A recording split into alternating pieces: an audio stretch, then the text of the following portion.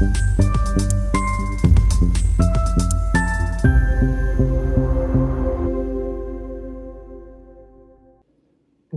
मित्रांनो, इराणमधल्या युद्धाला 11 दिवस पूर्ण झालेले आहेत. अजूनही हे युद्ध थांबण्याचं कोणतंही नाव घेत नाहीये. डोनाल्ड ट्रम्प यांनी असे संकेत दिलेले आहेत की लवकरच हे युद्ध थांबेल, पण ते कसं याबद्दल काही खुलासा नाहीये. त्यांच्या दृष्टीने अर्थातच इराण शरणागती पत्करेल, पण कोणी हे मान्य करायला तयार नाहीये. या युद्धाला जाण्यापूर्वीची पार्श्वभूमी अशी होती की इराण मोठ्या प्रमाणावर ड्रोन आणि बॅलिस्टिक मिसाईल्स तयार करत होता.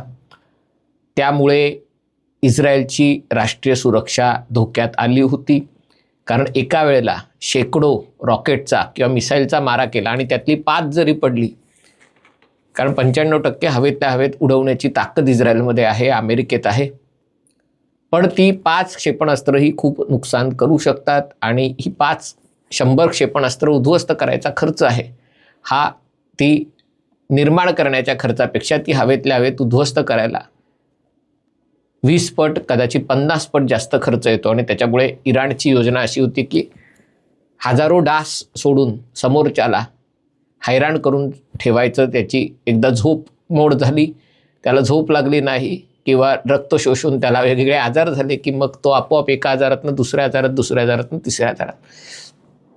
आणि हे करताना इराणमधल्या सध्याची परिस्थिती बघता, जिथे 80% जनता सरकार विरोधात आहे, पण 20-25% सरकारच्या बाजूने, आणि ती पण व्यवस्था टिकवून ठेवू शकते, कारण ते जीवावर उदार होऊन लढत आहेत. त्यांना माहिती आहे, कारण जर त्यांची व्यवस्था बदलली गेली तर मग ते जिवंत राहणार नाही. पण असा अंदाज होता की इराणमधली महत्त्वाचे नेते किंवा महत्त्वाचे शस्त्रसाठे किंवा विमानतळ, पोलीस आणि इतर तुरुंग वगैरे अशांना लक्ष केल्यानंतर लोक रस्त्यावर बाहेर येऊ शकतील. पण जानेवारी फेब्रुवारी या 1.5 महिन्यामध्ये इराणच्या सरकारने जवळपास 30,000 लोकांना मारल्यामुळे, जे आंदोलक होते, निदर्शक होते, त्यांना मारल्यामुळे अजूनही लोक रस्त्यावर उतरून आंदोलनाला पुढे येत नाहीयेत. आणि त्यामुळे आता काय करायचं हा प्रश्न हळूहळू निर्माण व्हायला लागलेला आहे. अमेरिकेच्या दृष्टीने हा प्रश्न अधिक महत्त्वाचा आहे, कारण इस्रायलसाठी इराण हा कायमची डोकेदुखी होता आणि ती नांगी ठेचण्यात त्याला यश आलेलं आहे. पण अमेरिकेच्या दृष्टीने या युद्धातनं बाहेर कसं पडायचं हा खूप मोठा प्रश्न आहे. एक असं उत्तर त्यातनं समोर येत होतं की एखाद्या दिवशी सकाळी उठून डोनाल्ड तात्या ट्रम्प घोषित करतील की अमेरिकेला या युद्धामध्ये प्रचंड विजय मिळालेला आहे, इराणची एवढी सगळी लक्ष उद्ध्वस्त करण्यात आलेली आहेत आणि आता अमेरिका हे युद्ध थांबवत आहे. किंवा मग हे प्रकरण संयुक्त राष्ट्राच्या सुरक्षा परिषदेत जाऊन तिथे जर ठराव मंजूर झाला की हे युद्ध आता थांबवावं, त्याच्यासाठी रशियाला काही देण्याची पण अमेरिकेची तयारी असू शकते. पण मुद्दा असा आहे की जरी सुरक्षा परिषदेत असा ठराव झाला किंवा ट्रम्प तात्यांनीच सुरू केलेल्या गाझा पीस बोर्ड, म्हणजे त्या शांतता परिषदेत, समांतर संयुक्त सुरक्षा परिषदेत जरी याबाबत ठराव झाला तरी इराण थांबणार आहे का? तर मला असं वाटतं की इराण याच्यामध्ये थांबणार नाही आहे. आजच जी नवीन माहिती समोर येते त्याच्यात आता इराणनी आपल्या हल्ल्याचं क्षेत्र अधिक विस्तृत केलेलं आहे.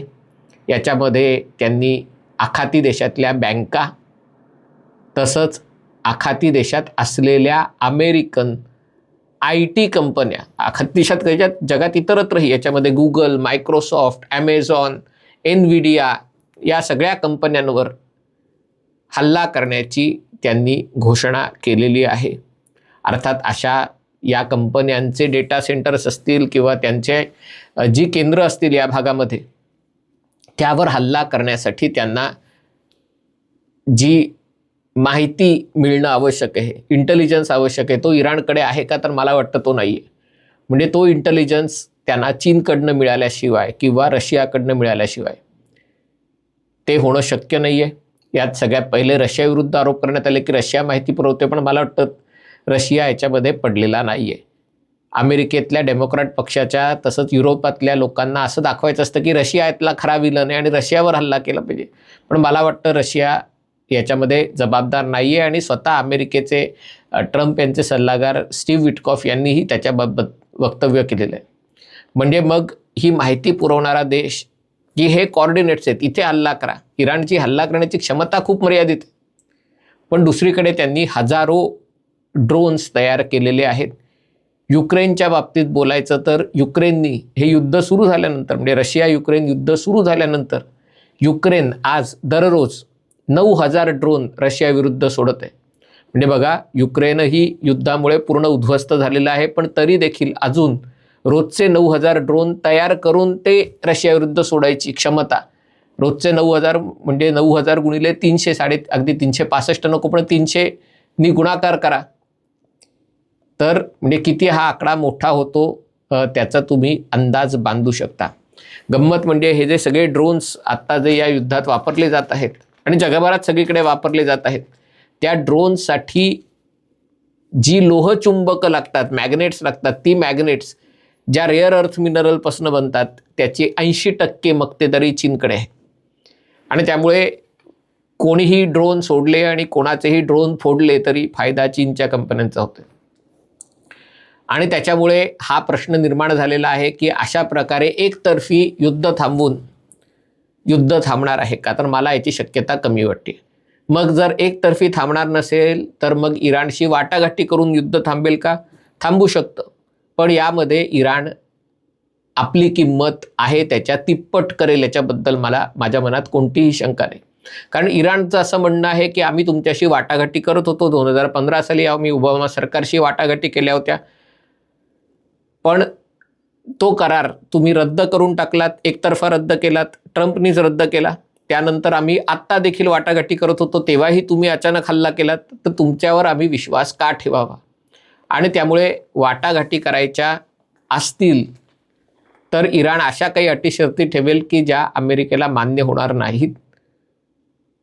इराण म्हणेल आमच्यावर बॉम्ब टाका, उद्ध्वस्त करा, आम्हाला काही, कारण ही जी राजवट आहे ती पुढचा विचार करतच नाही की त्यांना पुढचं 100 वर्ष इराण कशा पद्धतीने चालवायचा आहे, कसा विकास करायचा आहे, हा त्यांचा मुद्दाच नाही आहे.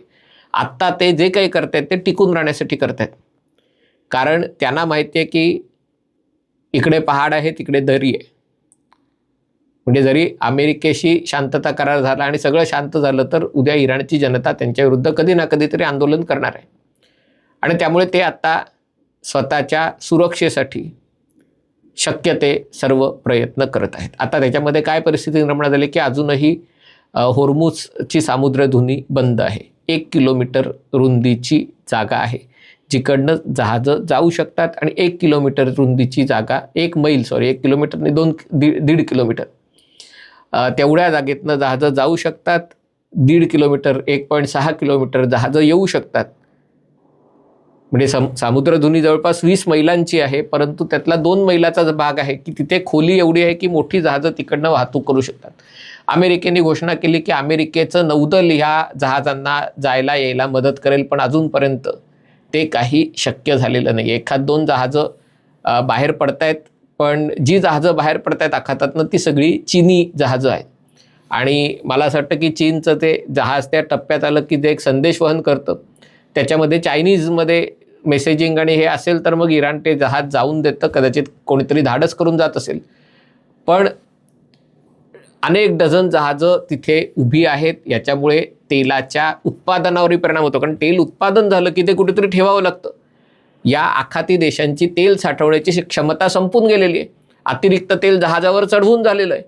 आता जर ही जहाजं पुढच्या काही दिवसात 4-5-6 दिवसात जर मार्गस्थ झाली नाहीत आणि रिकामी जहाजं आली नाहीत तर त्यांच्याकडे उत्पादन केलेलं तेल साठवण्यासाठी जागा नाही आहे. ती जागा नसेल तर ते तेलाचं उत्पादन त्यांना कमी करावं लागेल.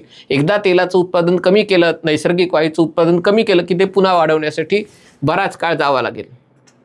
आणि त्याच्यामुळे या सगळ्यावर म्हणजे हे जर असंच चालू राहिलं तर याच्यापुढे 2च मार्ग दिसतात. एक, अमेरिकेला नाक घासत इराण पुढे जावं लागेल, शरणागती पत्करावी लागेल की हो आमची चूक झाली, हे करायला नको होतं, पण मला वाटत नाही अमेरिका ते करेल आणि ते करावं असंही काही हे नाही आहे.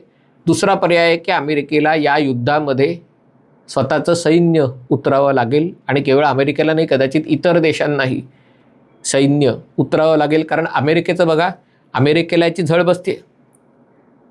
ट्रम्प यांच्यासाठी निवडणुका आहेत आणि त्या अवघड आहेत, परंतु अमेरिका आज आपल्या गरजेपेक्षा जास्त खनिज तेलाचं निर्माण करते. मग याची सगळ्यात जास्त झळ कोणाला बसते? तर आत्ता तरी ही सगळ्यात जास्त झळ ही साऊथ कोरिया, दक्षिण कोरिया, जपान, त्याच्यानंतर आसियान देश आहेत. भारतालाही अजून पेट्रोल डिझेलच्या बाबतीत ही झळ बसलेली नाही, कारण आपण रशियाचं तेल घेतोय.